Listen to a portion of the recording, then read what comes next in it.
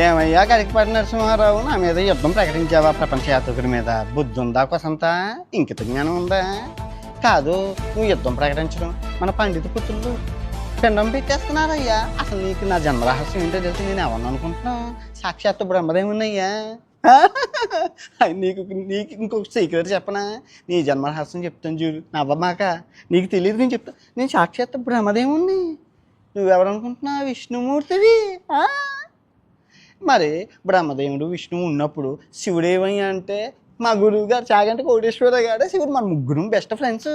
మన ముగ్గురం కారణ జన్మలు.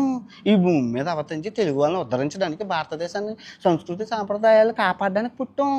కాకపోతే మీ ఇద్దరు ఉద్ధరిస్తున్నారు, నేను తలరాతలు రాస్తున్నాను అంతే. ఈ విషయం నాకు ఎప్పుడు తెలిసిందంటావా?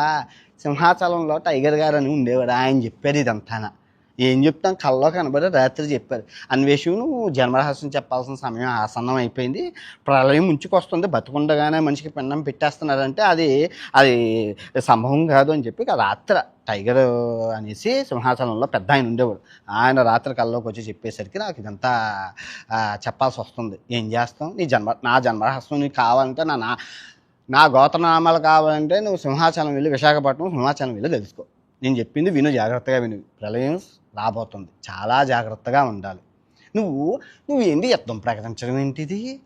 కాదు, ఇప్పుడు విష్ణుమూర్తి అని చెప్తున్నానా? యుద్ధం ప్రకటించకూడదు. మనలో మనం కొట్టుకోవడం ఏంటి? మన అంతా ఒకటే కుటుంబం.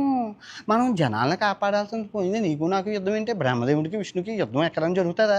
నువ్వు కావాలంటే శివుడితో యుద్ధం చేసుకో.